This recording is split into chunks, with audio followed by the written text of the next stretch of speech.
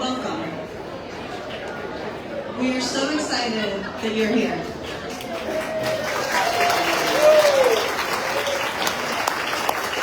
We are thrilled to welcome Barbara McQuade to our state and Cynthia Tucker to the South Bay yet again.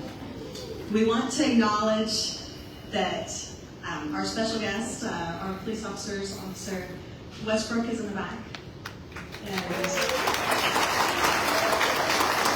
Officer Cox is in the back. And then our members of the Mobile League that made the trip over, and everybody from Mobile that also made it through the rainstorm to get here. We appreciate it. We very much appreciate Paige and Hallett for bringing the books to purchase tonight, and for the open doors of Fairhope United Methodist Church to allow us to use their space for this conversation.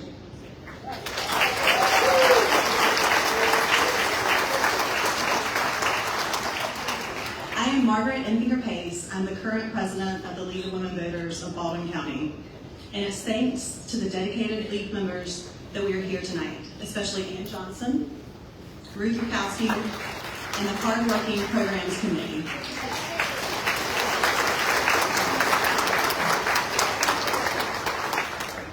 I just have a few announcements, and then we will proceed with our conversation. The League of Women Voters was created in 1920 after the 19th Amendment was finally ratified. Its goal is to empower citizens to shape better communities. We are nonpartisan, and we value informed and active participation in our government. To that end, the League fights for voting rights, seeks to increase voter turnout, educates voters about issues they care about, and believes in a responsible and transparent government. This year, our Alabama League worked with state representatives on both sides of the aisle to pass the presumptive Medicaid eligibility bill. This made it possible for pregnant mothers to have early access to Medicaid reproductive health care. Our state league created the Alabama Channel a few years ago. If you don't know about this is an epitome of a primary source. It provides online access to recordings of the state legislature and its committee meetings. It continues to add several state meetings, such as the Alabama Public Library Service and the Alabama Board of Education. The alabamachannel.org is a searchable archive web database that you can find what happened in the bill you're following or what your local representative said. We're proud that it has become a resource for voters, for our news organizations, and even our legislatures who might need to be in two places at once. Our Baldwin County League is made of some of the smartest and most hardworking people I know. Our league was presented with the Silver Cup, sitting right in the middle over there, in 1924 for a Get Out the Vote campaign. And this past year, our league was given a state award for its increase in membership. In addition to our programs, our education, and our advocacy efforts, the Baldwin County League held 25 voter registration events prior to last year's election. We are now holding voter registration events for the upcoming municipal elections on August 26th. We want to remind voters that the state system has caused many regular voters to have been removed and polling places to change. We have a QR code at the table by the door that goes straight to the Alabama Secretary of State's website, where you can check your status and your polling location. I love the League's ability to use people's passions to help others and to create a better community. Anyone who wants to further information on the League or events, please see our table at the front. Talk to anybody wearing a League name tag, and we would love for you to attend our upcoming ice cream special on July 17th. And now for our speakers. We are extremely grateful to have Cynthia Tucker here with us again. Ms. Tucker is a Pulitzer Prize-winning journalist from Monroeville, Alabama. She was a syndicated columnist whose writings appeared weekly in newspapers around the country until just a couple of months ago. She has received numerous accolades, including Journalist of the Year by the National Association of Black Journalists. She was inducted into the Alabama Academy of Honor in 2017. And thankfully, she's a journalist in residence at the University of South Alabama and has supported this community in so many ways. Ms. Tucker wrote The Southernization of America with Fry Galliard, and she spoke with her co-author here in 2023. And last March, she moderated a panel about the state of local news. Tonight, we appreciate her support and her knowledge yet again.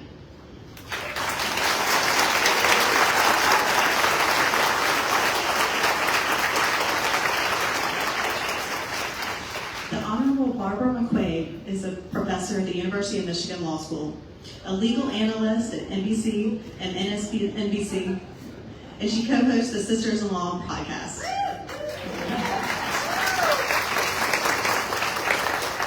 Ms. McQuade served as the U.S. Attorney in the Eastern District of Michigan for 8 years, and she was the first woman to do so. She prosecuted cases involving terrorism, violent crime, fraud, and public corruption. Her essay on political violence was published in the New York Times last week, and her book, Attack from Within, How Disinformation is Sabotaging America, was published in February. A statement in Ms. McQuade's book seems to follow the values of the League of Women Voters. As she states, if we want to overcome the dangers of disinformation, we must choose truth over tribe. We are excited that you have chosen to come up to our little city to speak with us about your book and share your wisdom on the powers of disinformation. Thank you.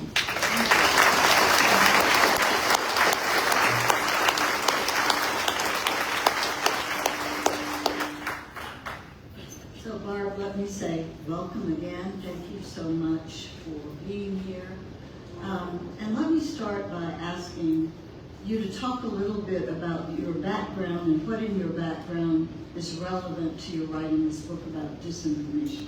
Thanks, I'd be happy to do that. First, I want to say thank you, Cynthia, for being here tonight. It's really an honor to be here with you. I appreciate that. And thank you to the League of Women Voters for inviting me here. I am such a supporter and promoter of the League of Women Voters. Whenever people ask me, what can I do to help in this moment, I always say, get involved with the League of Women Voters, because they are a nonpartisan group that does things to make our government work better, to make voting more accessible to people, to provide information. So thank you to the League of Women Voters. And thanks to all of you for coming out tonight. It's really great to be here. I'm honored that you would brave the hard rain. It rains hard here. And I've been dying to visit Fairhope ever since seeing that article in the New York Times in March about your beautiful library here. And it sounds like such a wonderful community.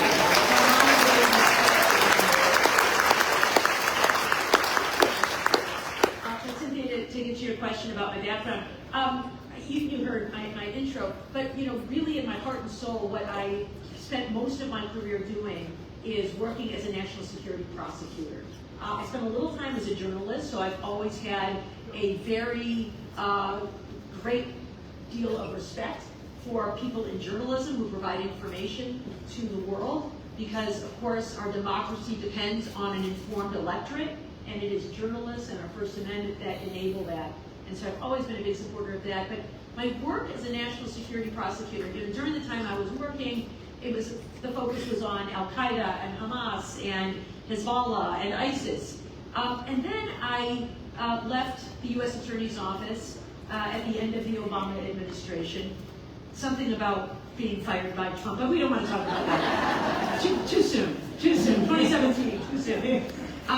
So I was fortunate enough to go get a job teaching at my alma mater, the University of Michigan Law School. And one of the courses I teach is a course in national security. And when I started in 2017, again, most of the focus was on ISIS and Al-Qaeda and some of those kinds of threats. But each semester, a greater percentage of my syllabus has been devoted to information warfare. And this is something that, I've been aware of for some time, the idea of disinformation, espionage, counter-espionage. But it was really the report that Robert Mueller wrote about the 2016 election, I think, that really opened my eyes to this as a deep national security threat. And regardless of your views of Robert Mueller and his investigation, and what he did or did not find about the Trump campaign, the focus of that investigation was always about Russia. Certainly, the president was unhappy about it because it implicated his campaign, but the focus was Russia. And what Robert Mueller concluded is that Russia in 2016 had 3 objectives, and in its efforts to interfere with that election by using false personas online, disinformation, posing as ordinary Americans, they had 3 goals. One was to sow discord in American society, to take all the fault lines where we have differences of opinion, whether it was affirmative action or abortion or gun rights or whatever it was.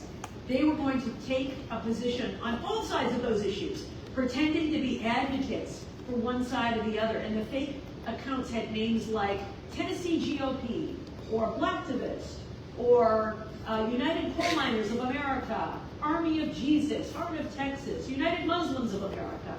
And they would pose as people and then post strong, strident views about these issues.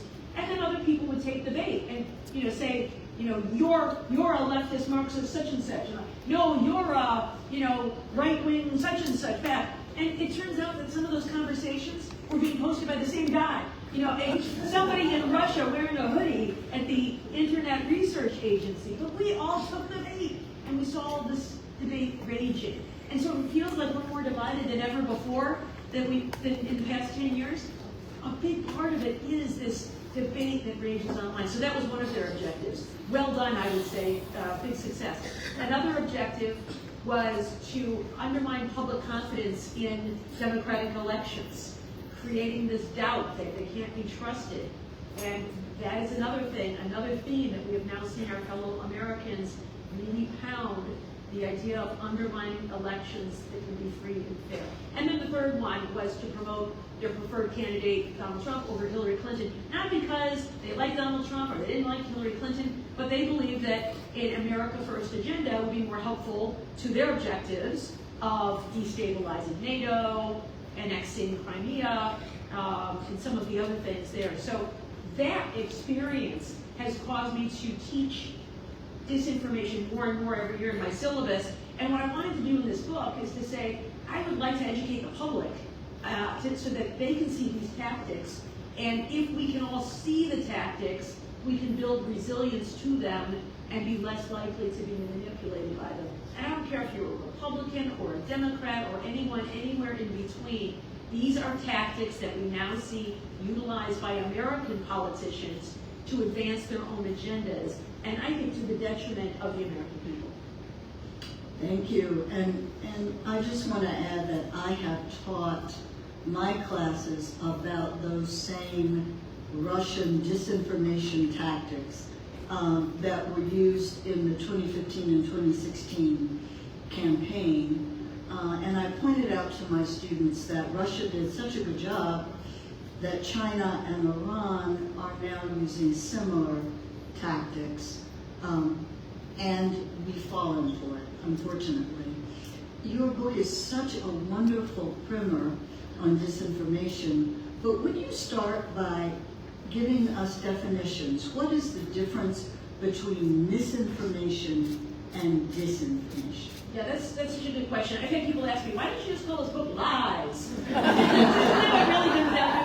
In some ways, yeah. But disinformation has a definition in the intelligence world of national security.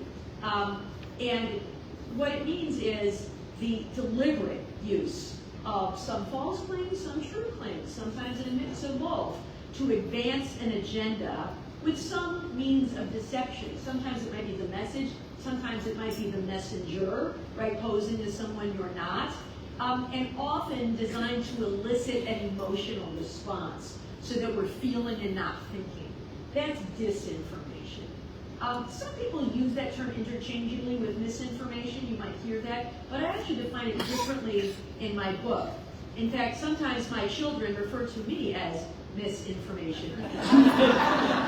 It's sassy. But misinformation, as I define it, is the unwitting repeating of disinformation. So a false claim that you read online and you think to be true, and therefore you serve as what Russia sometimes refers to as a useful idiot. Right? You are unaware that what you're saying is false, and you spread that falsehood. I'll tell you about an example of a time when I fell prey to some disinformation and became a spreader of misinformation myself. I read something online. I'm a big sports fan, so I get a lot of stuff about sports on my feed. And this post said that Patrick Mahomes, the NFL quarterback, famous guy, he's won MVPs, Super Bowl championships, had issued a statement that he would not play another down for the Kansas City Chiefs until they changed their name to something that was not offensive to Native Americans. And I thought, all right, way to go, Patrick Mahomes, put your money where your mouth is. That guy makes millions of dollars a game, and he is taking a stand. So I had to send that out into the world, with my stamp of approval. Well done, Patrick Mahomes. And then later that day, I mentioned it to my husband and asked if he had seen this article. And he said, no, what article? And I started describing it to him, Patrick Mahomes, Kansas City Chiefs, offensive to Native Americans. He said, no, I haven't heard this. And that was my first concern because he's kind of a news junkie. If you haven't heard this, that seems strange. Then he said, I have not heard that. In fact, it sounds kind of fake. And I said, now that I say it out loud, it does sound fake.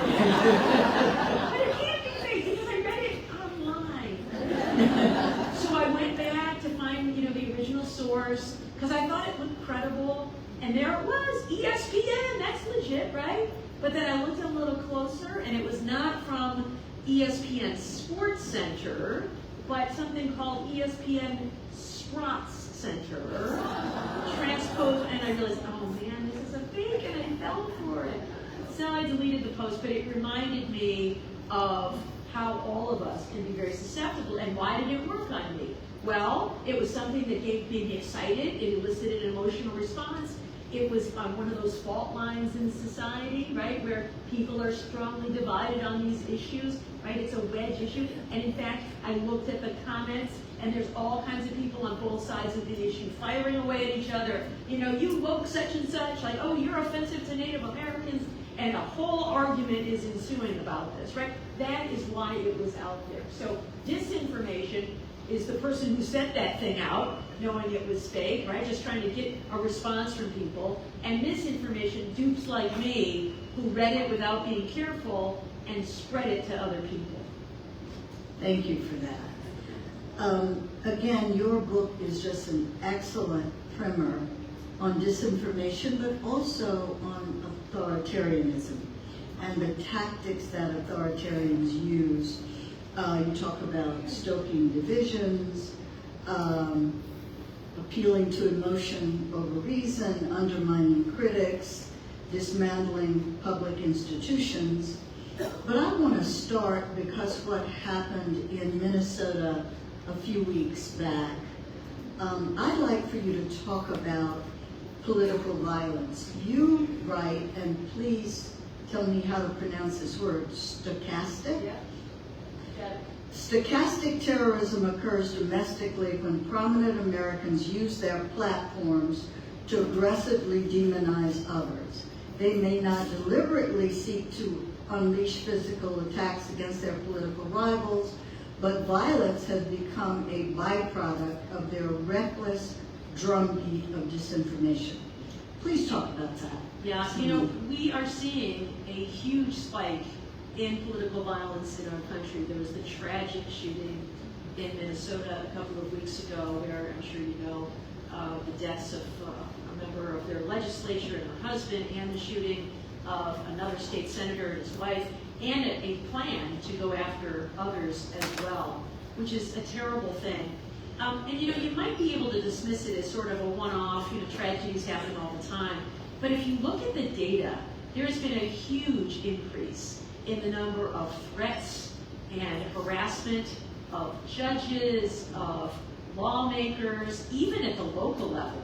I mean, librarians certainly know this, right? That people can be targeted with vitriol for the official decisions they make. During the COVID pandemic, people who were election officials or who were health officials got hit with all of this stuff. And I really think that it is tied to this level of violence that normalizes some of this kind of behavior. Now, I don't think that people like Donald Trump, or I'm sure you could find other flamethrowers on the left and the right, I don't think they are speaking with the goal of causing someone to shoot anybody. But I do think that they are reckless in their rhetoric because they know that, most people will either think, all right, way to go, or other people will be outraged by this, and it will create this us versus them mentality that can be useful to them politically. But it is so irresponsible because what it does is there is going to be somebody out there who is unhinged and hears that statement as a call to action. This word stochastic terrorism, comes from a Greek term that means random. So I don't know who, I don't know when, I don't know where, but I know statistically that if I make one of these outrageous statements, somebody out there is going to take action in response to it, right? It's the old phrase, will no one rid me of this troublesome priest, right? I didn't give an order, but by making a statement like that, there's somebody out there who will hear that as a call to action. And there were a number of witnesses who testified before the January 6th committee who said, I showed up at the Capitol and I burst in there and tried to stop that certification because the president told me to stop the steal.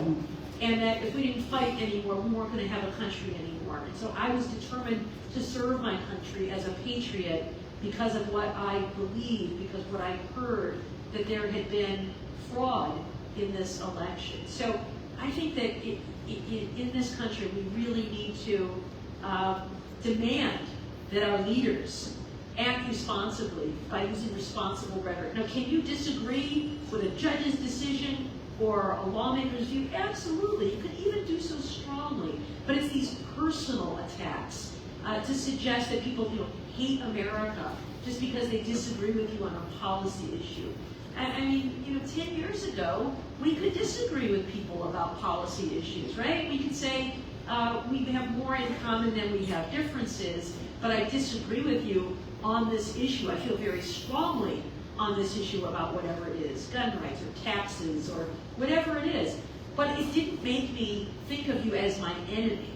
And, we were countrymen and rivals perhaps, but not enemies. And I think all of this heated rhetoric has a cause and effect result of this kind of political violence that we're seeing today. What are some of the other tactics of disinformation? Yeah, it's so interesting because once you learn some of these tactics, you can really see it when politicians use it. Some of it is, rather than a straight up denial, to attack the messenger. And whether it's somebody, attacking journalists for criticizing their commentary about Joe Biden losing his mental acuity, right? There was a lot of things like, how dare you talk about this when the country is, on the brink of disaster, as opposed to acknowledging an issue and talking about that issue. So deflection, attacking the person who's making the statement instead of the statement itself, that is certainly one.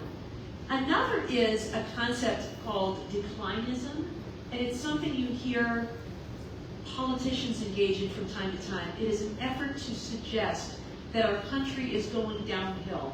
This is something we saw in the last election, suggesting that crime rates were up when in fact they were down, suggesting that the economy was poor when in fact it was quite good at the time. But the suggestion that everything's bad, everything's going downhill, that was a tactic that Hitler used and described, telling the world he was going to use it in Mein Kampf.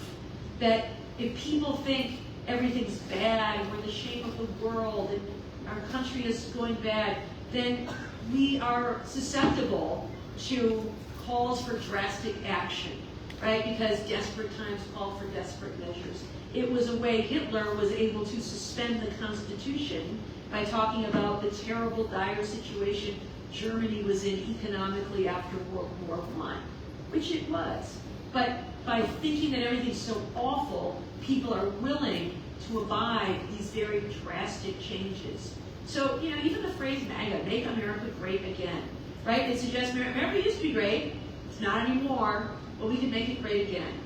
And when was America great? In my opinion, it seems to me that this is a call to a time when, in my view, as a woman, I think that the call to action of when America was great in the view of the MAGA movement is a time when women were second-class citizens, when minorities were on the lowest rungs of society, when the LGBTQ community was invisible. Like, people kind of liked it that way. And now that all these other people at the table, like, that's not so great. I want to make it great again, the way it used to be.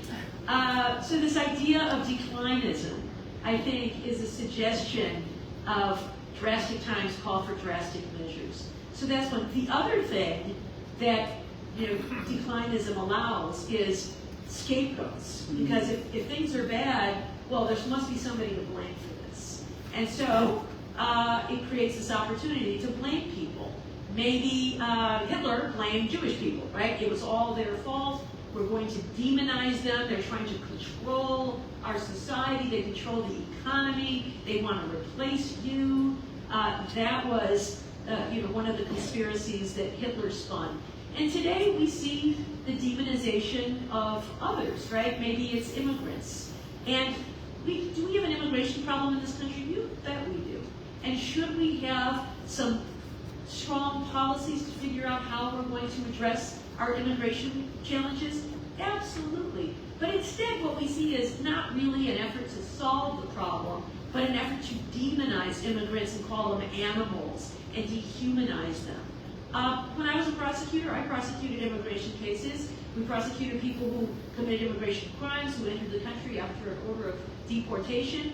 We prosecuted those cases. But we did so with a prioritization of those people who were most dangerous, posed a threat to public safety, national security, and committed serious crimes.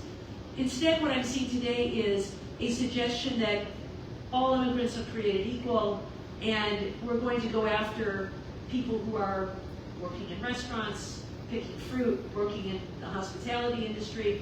But to make that palatable, I have to tell you that they're animals and demons. And so how do we do that? They're all MS-13, they're all part of a gang. We saw that, I don't know if any of you saw this, but did you see, Cynthia, that video in El Salvador where we saw men being removed from a plane with imagery that I really think was an effort to portray them as lesser human beings. I mean, I prosecute people, I sent people to prison for the rest of their lives because that was how the criminal justice system works, and it's accountability. But I still had empathy for the individuals and their families and the people who were in this situation. Instead, what we saw is men in their underwear having their heads pushed down, their heads shaved, high gloss, dramatic music.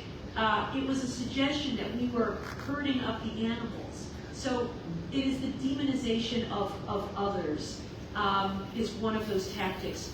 The LGBTQ community is another community that I think has been demonized. These days, transgender kids, the transgender community. Perhaps on the other side, we see a demonization of religious people, of Christians, of others. And so it is a tool that is used politically to try to divide and conquer, make it us versus them. Sure, I don't like everything these politicians are doing, but they are on my side. They are on the side of whatever it is, law and order, or American safety, or whatever it is. But these efforts to divide us may be an effective way to campaign, but they're a terrible way to govern, because it makes it very difficult for us to achieve anything. Why is it we don't have an immigration bill? I think it's because politicians would prefer to argue about it. It's a great wedge issue for both parties. And so we see them doing this. And I've made some comments about Donald Trump, but I don't want to be a one-sided advocate here.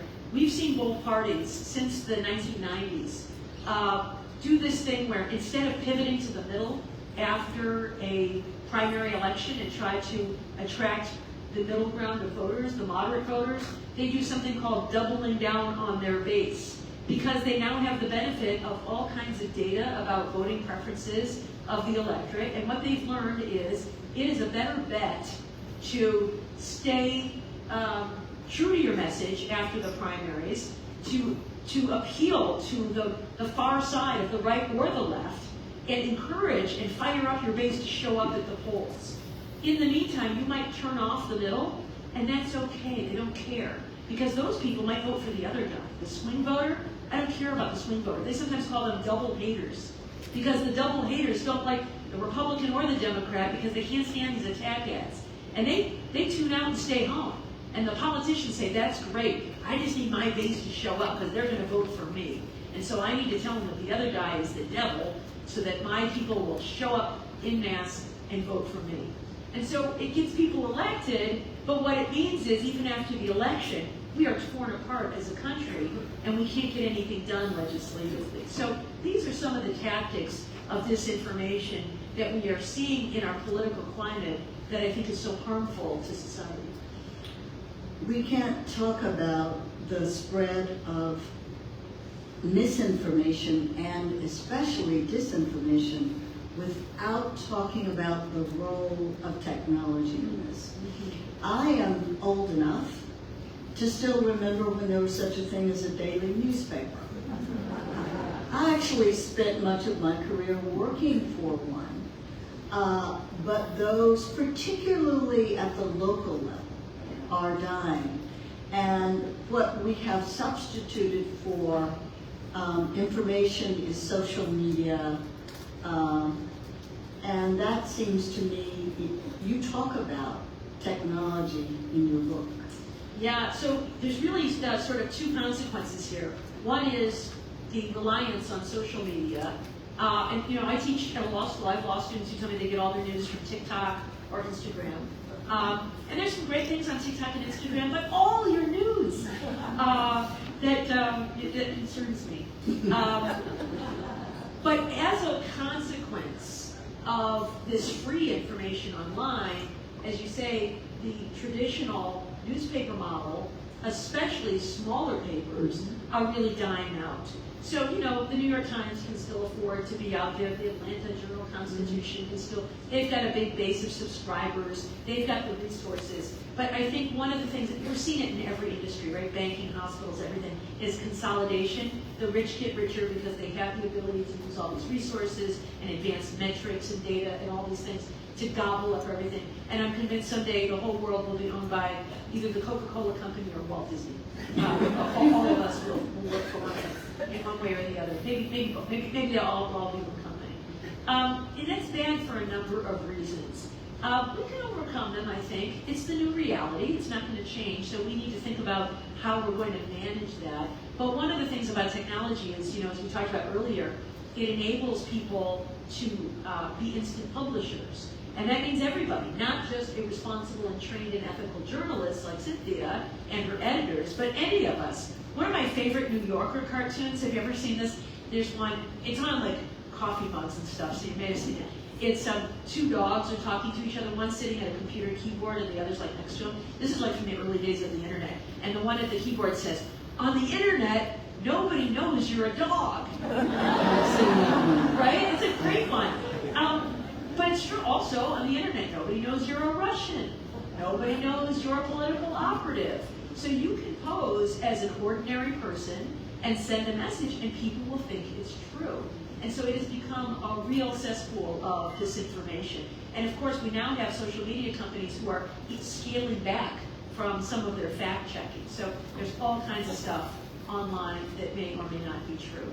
The other thing about technology is, you know, what we're talking about was in 2015, 2016. Here we are 10 years later, and the technology has become even more sophisticated. In this last election cycle, we saw artificial intelligence used in a number of ways. One were the fake robocalls sounding like Joe Biden, right? They were able to use language models of all of his speeches that are out there in the public, and there's tons of them, to replicate his voice to say, "Hey, this is Joe Biden," throw in a couple of references to malarkey and other things to make it sound authentic. And he urged voters in New Hampshire to stay home from the polls. So, and it sounded really good.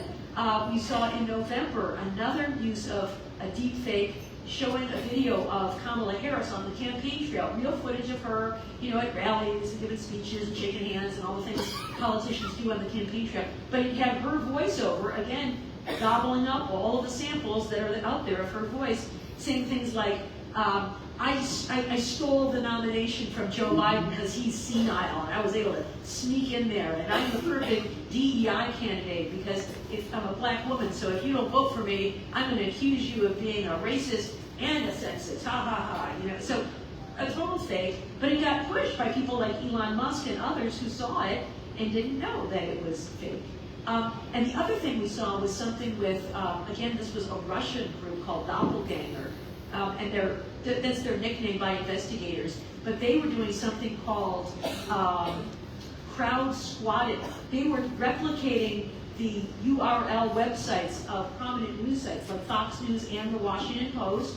And so they would pretend to be, you know, "I'm Mary Smith, check out this story from the Washington Post," and there would be a link in the social media post. So you thought you were clicking on the Washington Post or Fox News, and what you got instead was Russian talking points about Wall Street investors skittish over congressional support for Ukraine, and it looked like the real deal. So the technology is only becoming more concerning. But the other thing, that loss of the local newspaper, I think, is really contributing to this problem of the us versus them in our society. Because when we're not paying attention to local news, and after all, that's the stuff that affects our lives more than anything else, right? What's going on at the local library, the trash pickup, the street lights, the road commission, the schools, all of those things. We are focused much more so in the past 10 years on national news than we are on local news. You know, people are focused on what's going on in Congress as opposed to what's going on in our own communities. And that has a corrosive effect because we feel powerless when it's what's going on in Washington. Where we have most power is close to home, right? In our local communities or in our states. But when we don't have that coverage of what's going on here, it's harder to know what's happening. And so in its place come these local bloggers who will show up at the city council meeting and give you their report with their spin on it, right? Instead of a trained ethical journalist trying to be objective, you will get the local blogger with their axe to grind about what's happening. And so it corrodes society. The other thing that local newspapers do that is great is build community, right? You read articles about the kid who won the science fair or the school that won the state championship in whatever sport. There's good news that's going on there that brings communities together. And so, the more we are isolated to our own individual tribes, talking in our social media bubbles, in smaller and smaller groups, we're working from home, we are less likely to join things like bowling leagues or civic clubs or get out there and meet people across difference. And so it's easier for us to fall prey to those false claims that people who vote for the other guy are the enemy. And so technology is contributing to this problem. I don't think it's fatal, but we have not yet quite figured out how to get our arms around. I am going to ask you one more question, but before I do, I want to tell the audience that you have the opportunity to ask questions.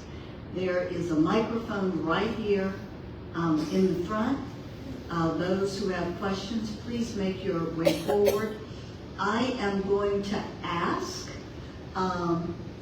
because many people probably have questions, please keep your questions brief and make sure they're questions. The First Amendment. You suggest that our First Amendment might be a weakness for us as we struggle to control the proliferation of disinformation. Would you talk about that a bit?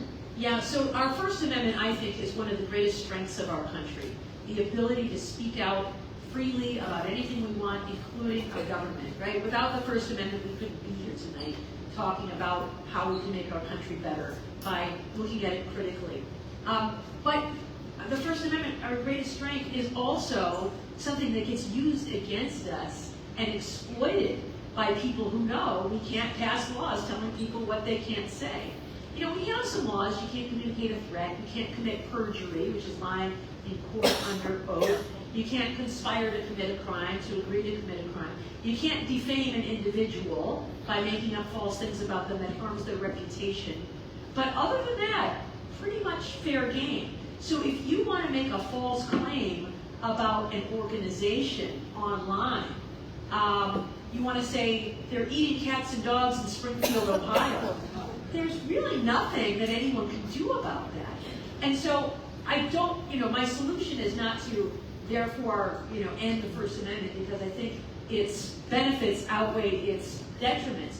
But there are people who are willing to exploit that freedom, knowing that we do not have a recourse, by saying things that are false, irresponsibly using that freedom of speech. And one of the things I think we could think about changing is a law on the books that gives legal immunity from civil liability to social media platforms. It's called Section 230 of the Telecommunications Act of 1996. Made sense 30 years ago when we didn't really know what the internet was going to be when it grew up. And now that we have seen it and given them that immunity, I think it's time to reconsider things like how they use our private data, how they create algorithms to ramp up outrage. Maybe those are the kinds of things, their own conduct, that ought to be subject to regulation in a way that it is not at the moment. So, you know, the greatest things in our country, our First Amendment, are diversity, are things that people use against us. It's sort of like jujitsu. My sons are wrestlers, and they're small. And they say, you know, the secret is to use your opponent's strengths against them. So when they come at you, you use that momentum to flip them over. I think in the same way, our adversaries, whether they're foreign adversaries or adversaries within the United States, are using our strengths against us. Questions?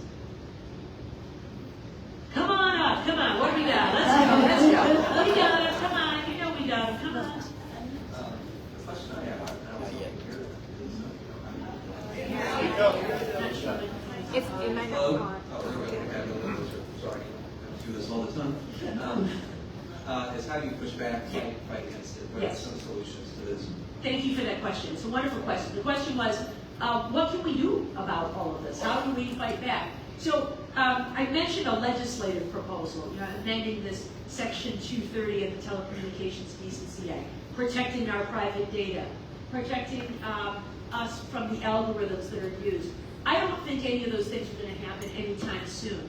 I think there's a reason that during the president's inauguration this year, sitting in the front row were Elon Musk, Mark Zuckerberg, Jeff Bezos, and Tim Cook from Apple, right? All the tech titans were sitting there because they want to curry favor, like, oh, please don't regulate me, please don't regulate me, please don't regulate me. So I don't know that that's going to happen anytime soon. But I think there are things we can do to help build resilience against disinformation, right? This is a threat that's going to be there.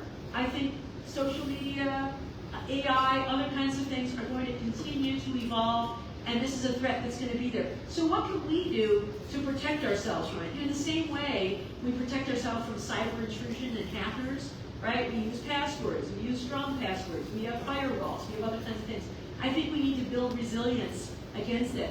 I mean, Cynthia is doing something right now which is teaching media literacy to college students. That's fantastic. That is something. I mean, encourage people in your lives to obtain media literacy. You can obtain media literacy. There are courses available at colleges, community colleges, libraries, faith communities, civic organizations. It's a great thing. I will give you some tips in a minute to give you a brief class on media literacy, and I bet Cynthia can do the same in just a minute. I think we should be introducing it in schools to our children, to young people. That could be incredibly powerful. You know, in Finland, where they are very close geographically to Russia, they have been teaching media literacy in their schools for decades with great success. And so I think that's something that we too could do. The other thing that I think we can do is to avoid taking the bait. So I mentioned the story about Patrick Mahomes and sending that on. If only I had exercised a little restraint, right? I could have saved myself some embarrassment, and I further fueled the discontent, right? I further fueled the argument by taking a stand online. The world didn't really need to hear from me about that issue, but I felt compelled to share my view. But so did others.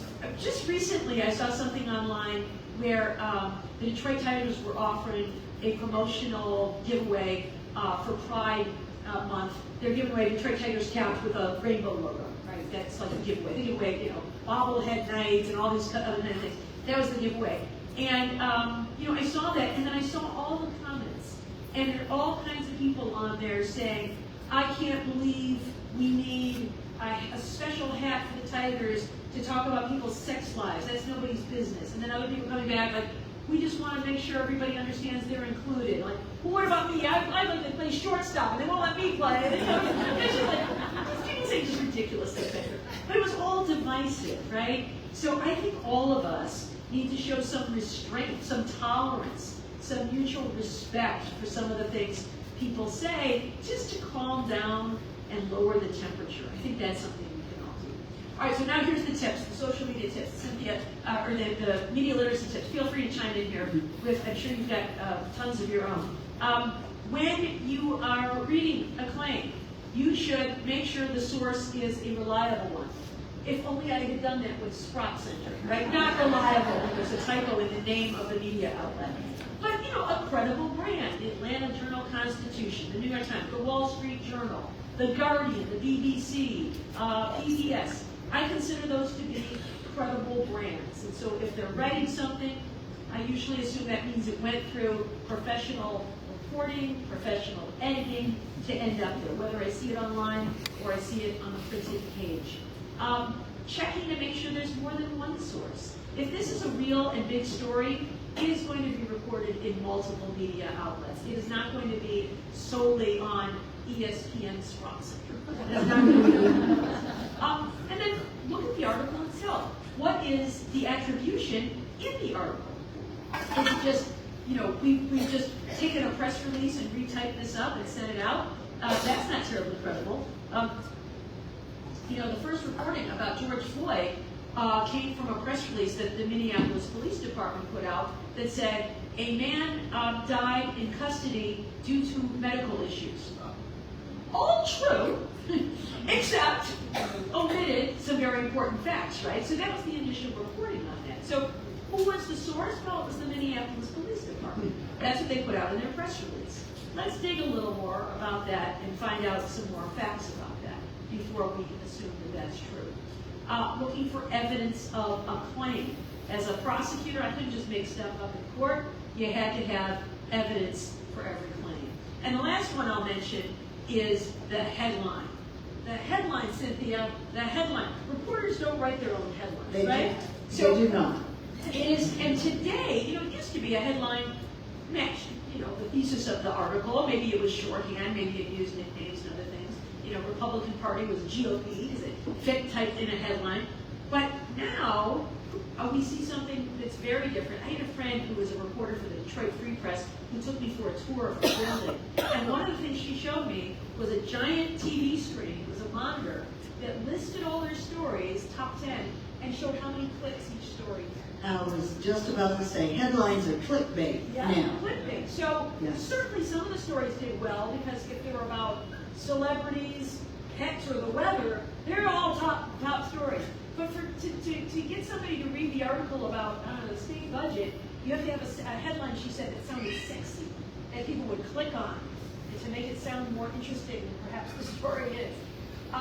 The most trouble, and so the point is, you've got to, sorry, I keep talking. So the story, you have to read the story, and not just the headline. The most egregious example I saw recently about this was this one, and it appeared in The Athletic, which is the sports section for the New York Times. And what it said was, behind the Caitlin Clark media meltdown. Now you may know Caitlin Clark is a WNBA star. She starred at the University of Iowa. And you know, she is often controversial because sometimes people think she gets more credit than she deserves. She's only been in the league 1 year. So she gets a lot of, you know, shoves and gouges and hard fouls when she's playing, as someone might expect, as she expects. And so when I saw this headline, behind the Caitlin Clark media meltdown, I thought, oh no, Caitlin Clark, the pressure must have finally gotten to her, and she must have had a temper tantrum or something during a press conference. If you would think that that's what that story was about, you would be wrong, because it was nothing like that. What the story was actually about was that a reporter at a press conference had himself had a tantrum and had gone off in a profanity-laced tirade while asking her questions. So the Caitlin Clark media meltdown was not Caitlin Clark at all, but was a reporter at a press conference asking questions of Caitlin Clark. So, but anybody who read just that headline would assume that Caitlin Clark had had a temper tantrum. So I caution you to not rely solely on those headlines. I don't know if you got anything. I have one addition. There are sites online, credible sites, that do fact-checking. I recommend these to my students. One is called factcheck.org. It's out of the Annenberg School at the University of Pennsylvania, I believe. So that's another thing. If you come across a bit of information that doesn't seem quite right, there are fact-checking sites that you can go to. I'm curious as to your opinion on yesterday's Supreme Court decision about allowing immigrants to be deported to countries not their own. Yeah. So yesterday the Supreme Court issued what's called a per curiam opinion. This is just a sort of short one-pager that it decides on its emergency docket. And I guess I have three things I'll say about that. I was going to say I have two things. I have three things I'll say about that. So first is the Trump administration, campaigned on aggressive immigration enforcement. No problem with that. It's not so much the what, but the how. And so one of the things that they have started doing is sometimes a person cannot be deported to their home country because a judge has made a finding that they have a credible fear that they will be tortured if they go back to that country. And so what the Trump administration has started doing is sending those immigrants, deporting them, but to a third country. And in some instances, that country, they talk about sending people to Libya, but one of them is Sudan. So you might have someone who's never been on the continent of Africa before. They are from somewhere in Latin America, and they're being deported to Sudan. But the problem that a judge identified, so a lawsuit was brought on their behalf, and the problem was just due process. Before we send someone to Sudan, should they not have an opportunity for a hearing to say, number one, I'm the guy you think I am. I'm not that guy. I heard my colleague Joyce Vance say today, I'm not the Jose Garcia you think I am. You want my cellmate Jose Garcia. I'm the other Jose Garcia. I'm not the one who's supposed to go to Sudan. So just checking that in the first place. Or how about this? Turns out Jose Garcia is a U.S. citizen, right? We need to check that out. Or he's a green card holder. That's why due process matters so much. It is notice, an opportunity to be heard, and a neutral arbiter. That is what our Fifth Amendment guarantees. And so these men were being sent without due process. And so a judge in a court said, issued what's called a temporary restraining order. It's going to take us many months to work our way through this case, but for the moment, it seems that the plaintiffs have shown that they have a substantial likelihood that they will succeed in their lawsuit eventually, and that if they are sent to Sudan, they will suffer irreparable harm. That's the standard for a temporary restraining order. It preserves the status quo while the case works its way through the system. So that was the situation. The Trump administration filed an emergency motion with the Supreme Court on its emergency docket. And they are using this more and more, I think in part because we've had the Trump administration issue lots and lots of executive orders. There have been a lot of challenges to those executive orders. And so judges have been issuing temporary restraining orders. What the Trump administration is doing is immediately going to the Supreme Court, and they're deciding it on their emergency docket. And this is, I think most legal scholars would agree, is not the best way to decide a case. The emergency docket exists because sometimes the Supreme Court has emergencies, right? It might be summer vacation. They have a good gig, by the way. They're all fall Supreme Court justices. They leave usually end of June, but the world doesn't stop rotating, and so sometimes maybe a prisoner is going to be executed at midnight tonight unless the courts intervene. And so sometimes the Supreme Court will, on its emergency docket, issue an administrative stay or do something to preserve the status quo while it's going on. So this decision, this motion went up to the Supreme Court, and number one, they decided it on the emergency docket. Typically, they don't review temporary restraining orders because they're temporary, and they want the case to work its way through the legal system. But instead, they did decide the case.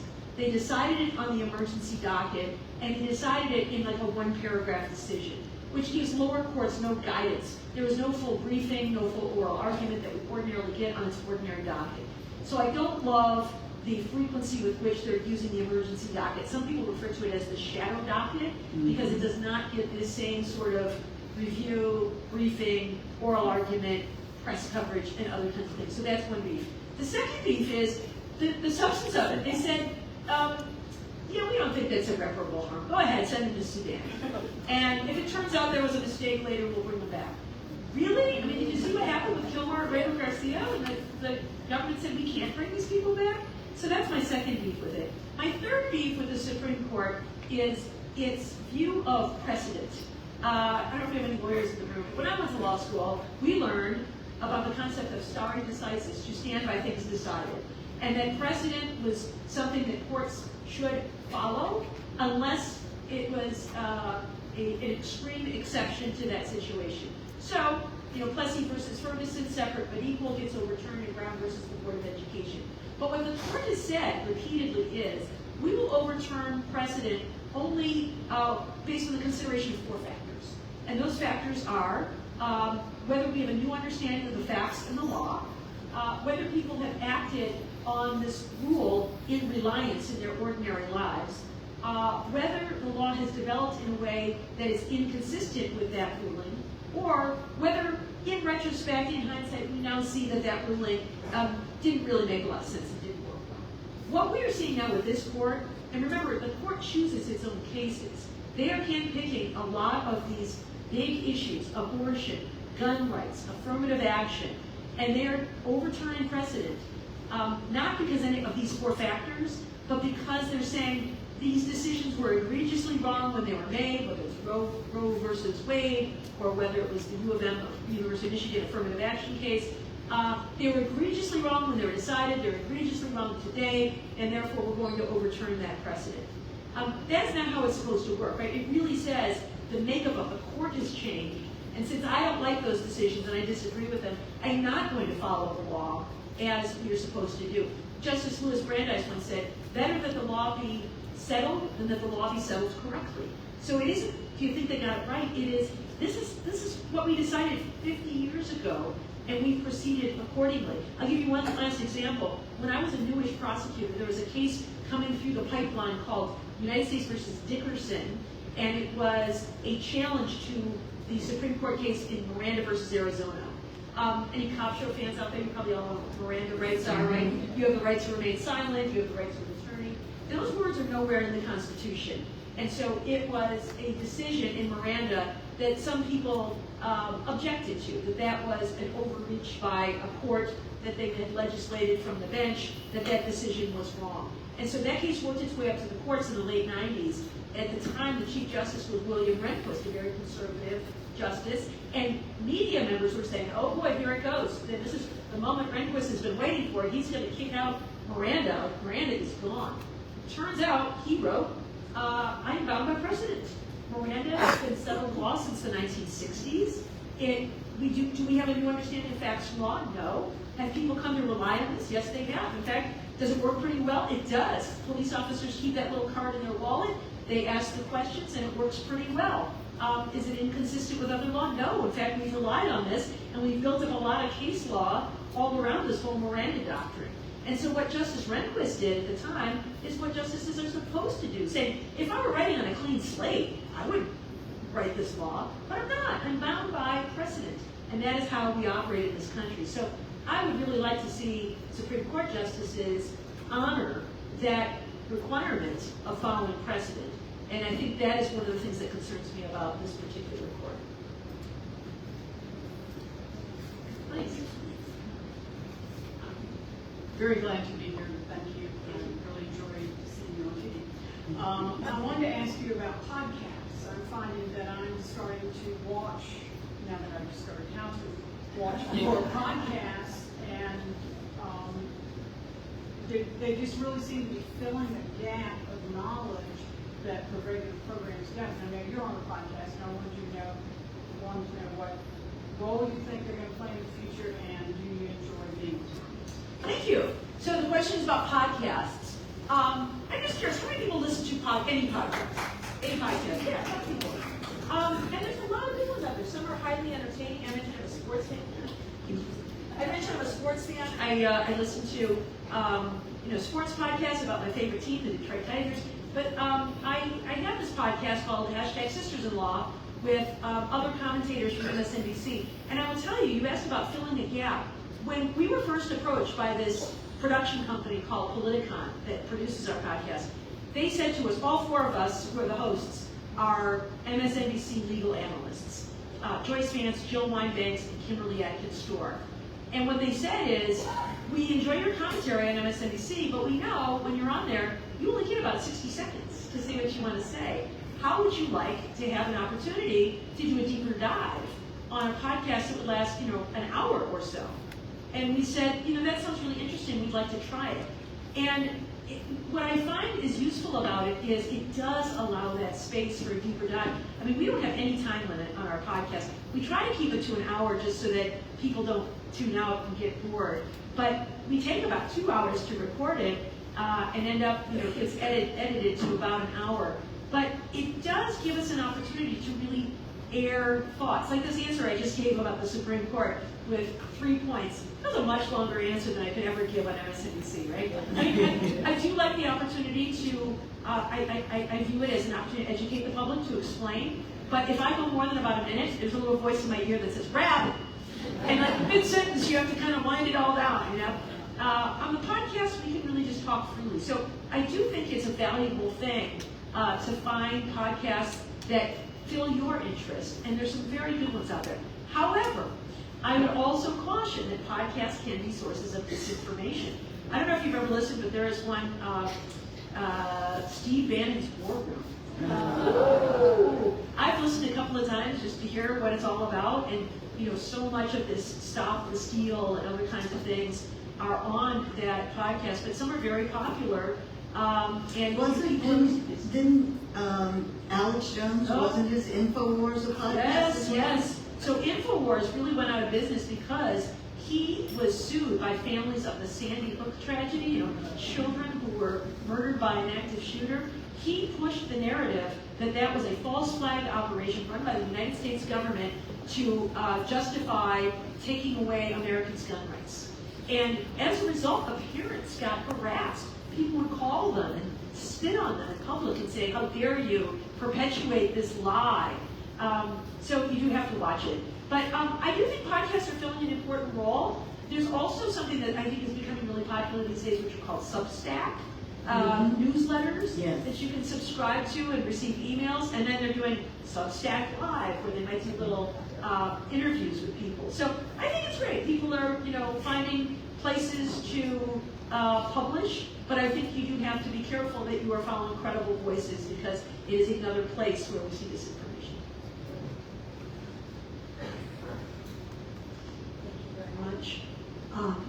When your colleagues interview a politician, and the politician is promoting misinformation and disinformation, why do they not call them on it more than they do? Because I am sitting there watching the TV screaming, ask the question, ask the question. I'm with you. Yeah, thank you. I don't know. I mean, I think, and Cynthia, you may be able to chime in on this, as a journalist. I think there was a time when, politicians were saying truthful things, mostly, and there was shame if you called them out on a lie, right? If you said, that's not accurate, Mr. President, in fact, the data shows, X, Y, and Z, and just the opposite. And there was shame there, so I think they tried to be true to some level. I think there are a couple things going on. One is, I think journalists are still trying to figure out how to deal with this new world where people care less about the facts and more about the tribe. So, there are people who don't care what the president says because they love him. If he says, the intelligence community has said we have not yet assessed the damage that was done to Iran. If the president says it was a fabulous success, it was devastating destruction, people don't even care. That's what the president says. Cheer, bravo. I think the same is true with people on the left. If a member of the Democratic Party says something that they like, they're going to cheer them on without looking too much at the facts. Project 2025, which was this Heritage Foundation manifesto that had some very alarming, disturbing, and damaging things, in my opinion, in it. There are a lot of people overstating what was in it. Like, they're going to arrest women who have abortion. Like, that's not in there. And so, again, I think people are all too willing to believe what their side says. And so I think members of the public don't care as much. But remember, in the debates during the 2024 presidential election, in the first debate, they did fact check. I think it was the Democratic, I think it was the vice presidential one. where they were actually fact-checking. The moderators would say, actually the facts are as follows, and they were showing like data down below. And then for the next one, the Trump team insisted that they not fact-check. They criticized ABC, like, fact-checking, and it was unfair. They fact-checked me more than my opponent. Well, could it be that one was being a little looser with the facts than the opponent? And so, but I think that's an area where moderators, like League of Women Voters, often sponsor debates, right? The sponsoring organization can insist on the rules, that the rules are going to be, there will be fact-checking, right? Is that too much to ask? I don't think so, as the electorate. I think you're right that the news industry is still struggling to figure out how to deal with our post-truth era, particularly when you might be interviewing a politician, you stop him on one lie. Let me you mentioned Haitians eating pets earlier. No matter how many times journalists said to President Trump or J.D. Vance, who clearly knew better, Vance surely knew better, this isn't true, they repeated it, if not a few minutes later in a different forum. So I think journalists are still struggling to know how to deal with this.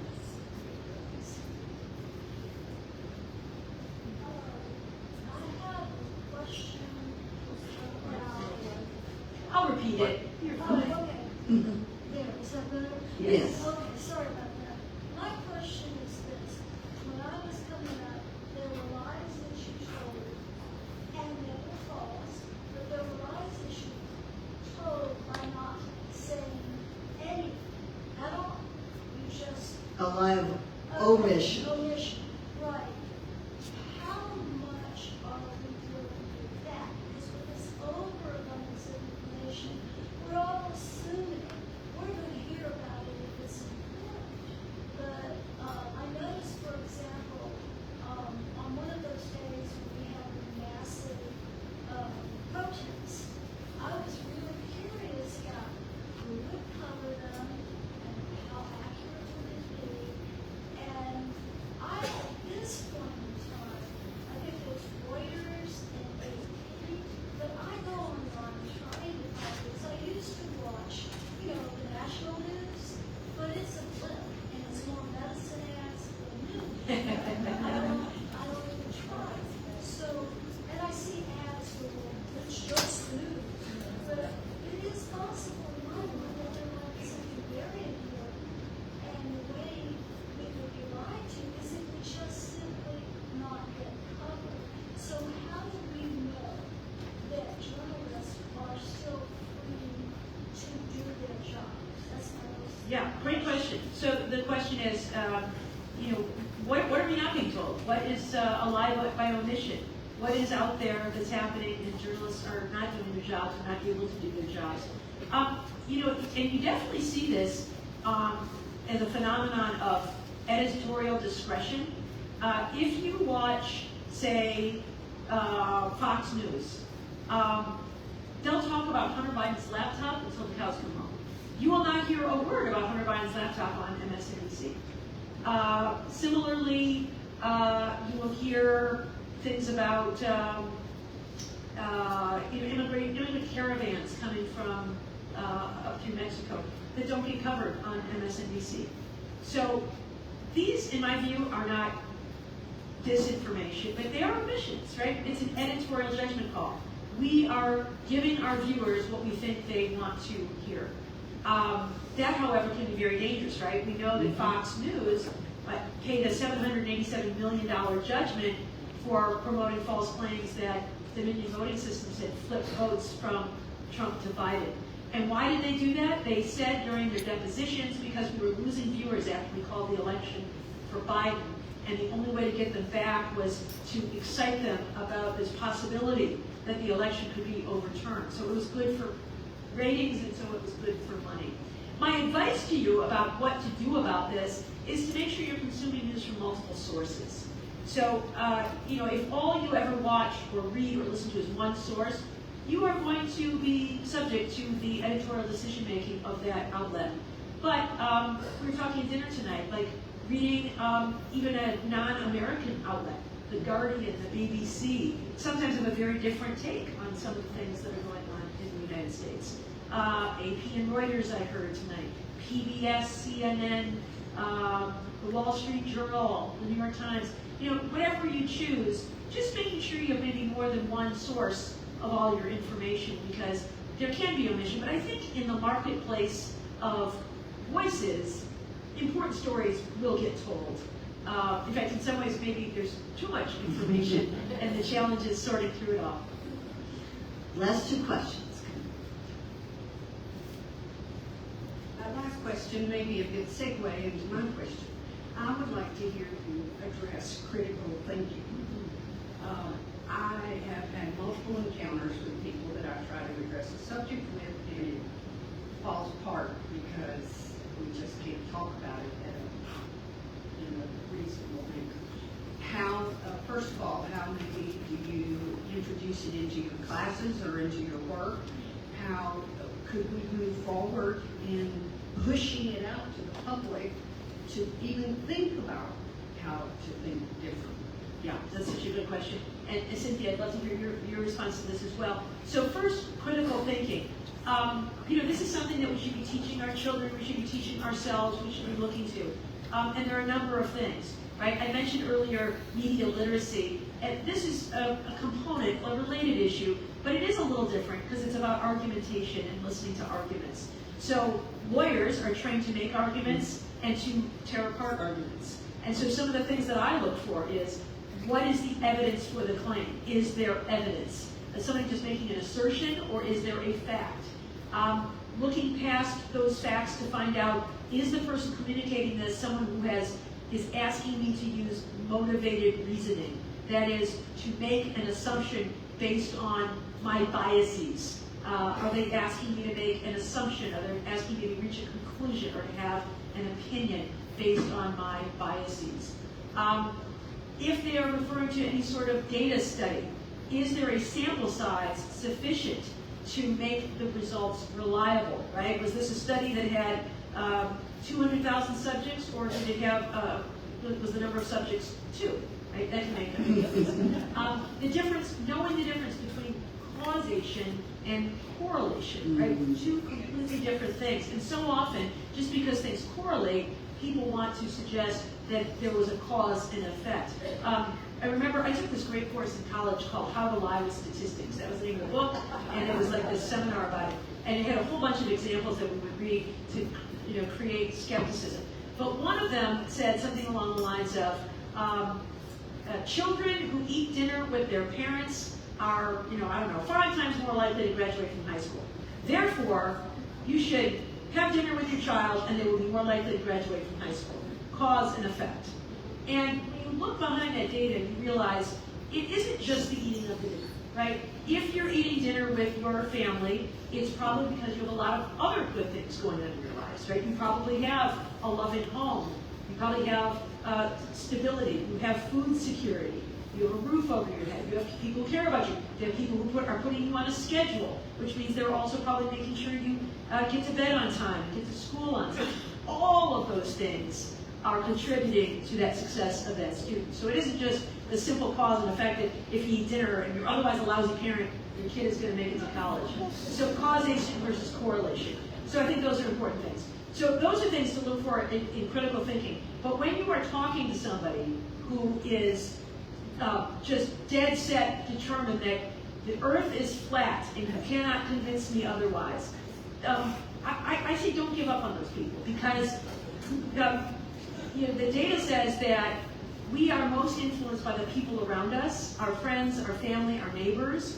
And so if you've got one of those in your lives, we all do, we all have, it's important that you continue to talk to them and continue to maintain a relationship with them, right? Because we don't want to have that whole us versus them reveal itself and become a self-fulfilling prophecy. And I think the way we approach them is through respect and grace and kindness and curiosity. Now, you say the world is flat. Tell me what's your basis for thinking of that? have you seen evidence of that? And they might say, well, I saw, who was the basketball player who was saying the world was flat? I saw Dennis Rodman. We'll say it was Dennis Rodman says it. Okay, Dennis Rodman. Let's talk about Dennis Rodman. He's a really good basketball player, right? Do you think he knows anything about geography or whatever? And I think just asking questions, the person may not admit that they've been convinced or that they now have doubts. But you may have planted a seed that will cause them to go back and question and find out, gee, why is it I think the earth is flat after all? Because Dennis Rodman said so, and he's kind of goofy. He's the guy who married Madonna and wore a dress and met with Kim Jong-un. And, maybe I ought to rethink my position on it. So I think we can't give up, and we have to treat people with respect and grace and curiosity.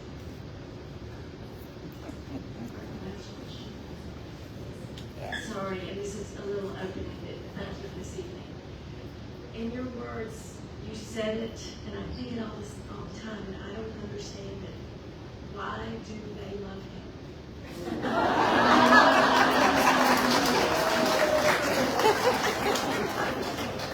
Yeah, such a great question. Barbara, do you have an answer? Do you have an answer for that? How much time do you have?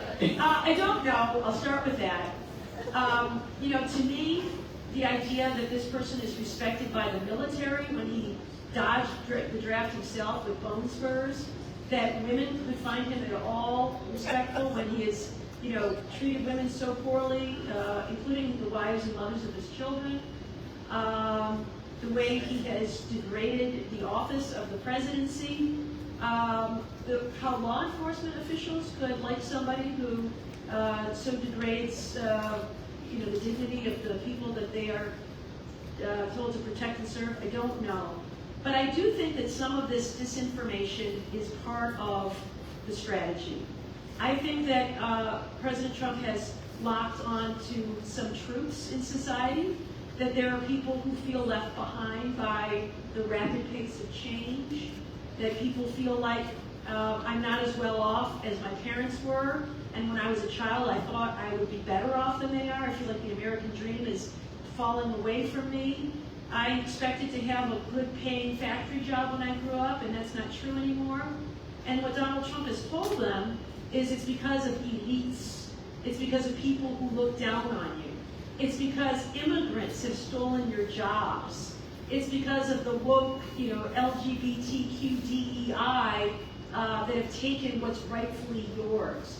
And I think he has leaned into that grievance and voiced something that people can say, hey, that's why things are not so great for me. Of course, another big reality of why people are truly worse off economically today than their parents were is the huge income disparity we have seen in our economic policy since the 1980s, starting with Ronald Reagan. Deregulation, the change in taxes. Like, it used to be that the wealthiest people paid a lot more in taxes than ordinary people. The real income, the real wages, people really are less well off today than their parents were. Jobs have gone offshore because we've allowed big companies to send factories overseas so that they can take advantage of cheap labor and then ship stuff to the United States. Are tariffs the answer? I don't think so. I think the answer is raise wages in the United States.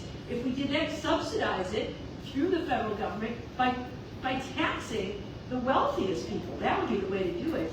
But the wealthy people don't want that, so instead they push this false narrative that the reason you're not well off today is because of the immigrants, because of the minorities, because of the women, because of DEI. If I can get you to believe that, then I can get you to believe that when we want to make America great again, I'm going to put money back in your pocket, and it's going to be like the good old days. We're never going back to coal production. It's not going to happen. So I think, why do they love him? I think it's because he is telling them what they want to hear, that it's not your fault, it's someone else's fault, and I'm going to fix it for them. There's a great meme going around. I've seen it on Facebook. People are blaming the wrong immigrant. You know, Elon Musk is.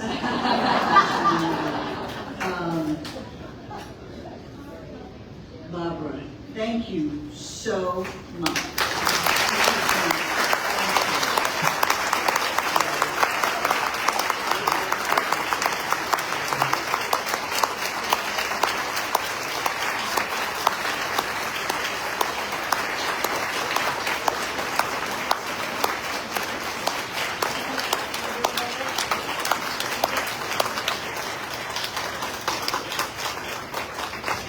We appreciate both of y'all coming over here.